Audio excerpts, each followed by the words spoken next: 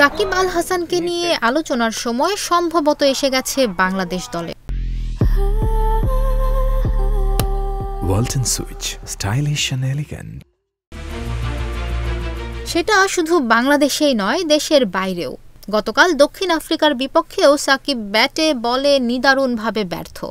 এরপর সাকিবকে সমালোচনায় রীতিমতো ধুয়ে দিয়েছেন ভারতের সাবেক ব্যাটসম্যান বীরেন্দর সেহবাগ।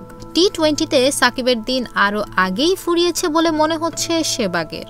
বিশ্বকাপে প্রথম ম্যাচে বল হাতে 3 ওভারে 30 রান দিয়ে উইকেট শূন্য, ব্যাট হাতে 14 বলে 8 রান করে দলকে বিপদে রেখেই আউট। গতকাল দক্ষিণ আফ্রিকার বিপক্ষে তো সাকিব দলে তার প্রয়োজন নিয়েই প্রশ্ন তুলে দেওয়ার মতো খেলেছেন। এমন পিচে সাকিবের বোলিং খুব একটা কাজে আসবে না, সেটা অনুমিতই ছিল। সাকিবকে 1 ওভারের বেশি বোলিংই করাননি অধিনায়ক নাজমুল হোসেন শান্ত। এরপর ব্যাট হাতে দলের বিপদ আরও বাড়িয়ে গেছেন সাকিব। লিটন শান্তরা তো ব্যর্থতার নিয়মিত চিত্র দেখিয়েছেনই, সাকিবও নরকিয়ার বাউন্সারে হুক করতে গিয়ে ক্যাচ তুলে দিয়ে এলেন, ফিরলেন 4 বলে 3 রান করে, বাংলাদেশকে অষ্টম ওভারেই 37 রানে 3 উইকেট বানিয়ে।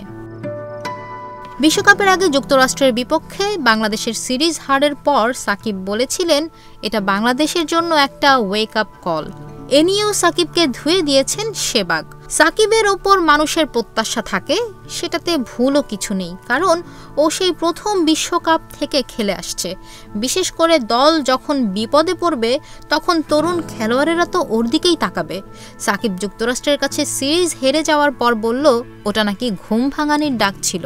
15 বছর খেলার পরও যদি ওয়েক আপ কল দরকার হয়, তাহলে ভাবুন তো ও কেমন ঘুমিয়েছে।